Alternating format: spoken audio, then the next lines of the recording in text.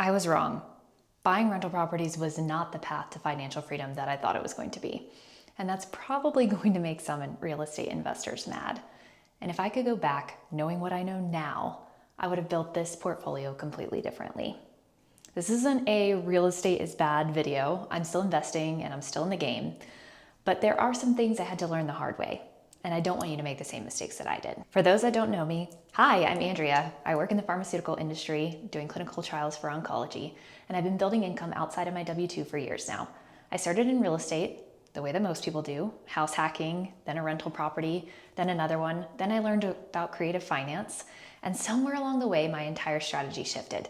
Not because real estate stopped working, but because I started asking the right questions.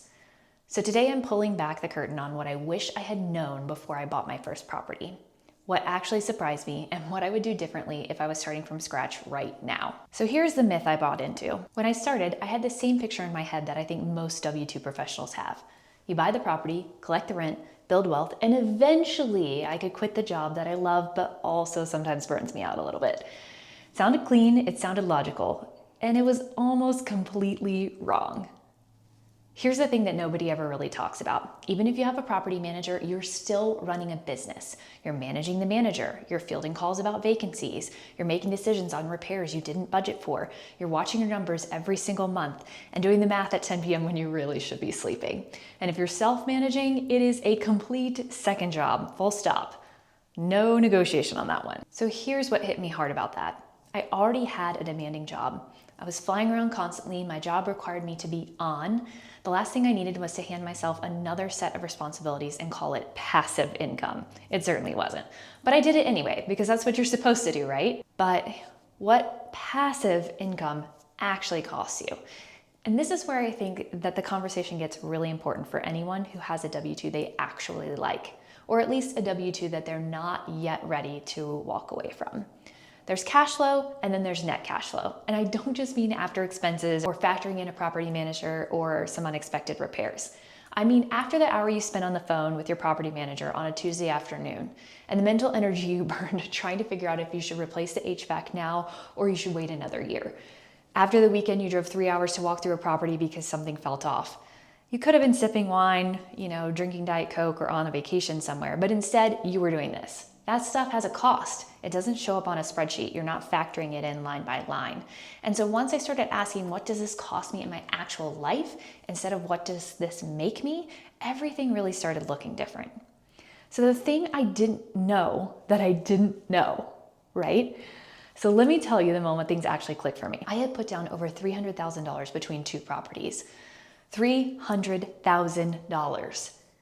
And I sat there one day and I thought, okay, if this is the only way to do this, I'm going to be doing this forever. And I have a good job, a really good job. And even with a high income, that math does not work at scale. You run out of down payment money way faster than you run out of deals worth looking at. And I think a lot of high earners get stuck right here.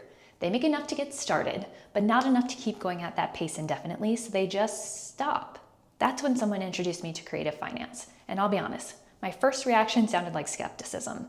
Definitely thought it was a scam, but it's not. Seller financing, subject to deals, structures where the seller essentially becomes the bank. And the moment I actually understood it, I felt a little embarrassed about how long I've been operating inside of one very narrow box, because I've been asking the wrong question the whole time. Instead of asking, can I afford this? I should have been asking, can I structure this? But I didn't even know that that was an actual question to ask. Those two questions lead you to completely different places and completely different portfolios. And I've built one that I'm pretty proud of. But there's a real pivot in here that actually changed things, and this is the number one thing I wish I would have realized beforehand.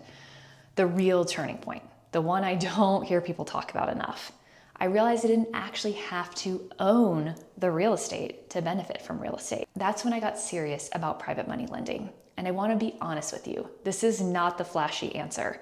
Nobody's making a ton of YouTube content about lending money. It doesn't have the same energy as, I bought a house with no money down, or I made $10,000 in one day. Like, that's just not the way it is. But for my life, for someone who travels constantly, has a demanding job, and values her time and mental space, lending has been a significantly better fit than landlording. Instead of managing tenants, I'm lending on deals. Instead of handling maintenance calls, my investment is secured by real estate and I'm getting paid without touching the day-to-day operations. And I realize that sounds almost too simple, but that's kind of the point. The stuff that's marketed to you as passive income is often not passive at all. And the strategies that actually run more quietly, those don't trend on social media. They aren't the super catchy ideas. They're not the overnight success money where you made $1 million in one day. This is actually real passive money. So if I could sit down with myself 8 years ago and give myself 3 things to actually internalize before I bought anything, it would be 1, stop assuming rentals are passive. They can absolutely build wealth. And I'm not here to bash them. I still own mine, but they require time, systems, and real management. Go in with your eyes wide open. 2, learn creative finance from day 1. The bank is not the only option. How you structure a deal matters more than how much cash you have in the account. 3, think about lifestyle fit before you think about returns. Not every strategy works for every season of your life. More properties is not automatically more freedom. I had to learn that one the hard way. So zooming back on the bigger picture, look, I'm still a real estate investor. I believe in this asset class. I'm still actively investing and lending and looking at deals. But the version of me that started this journey thought there was one right answer. Buy properties, stack doors, get to the number. What I know now is that the goal was never the portfolio. The goal was the life.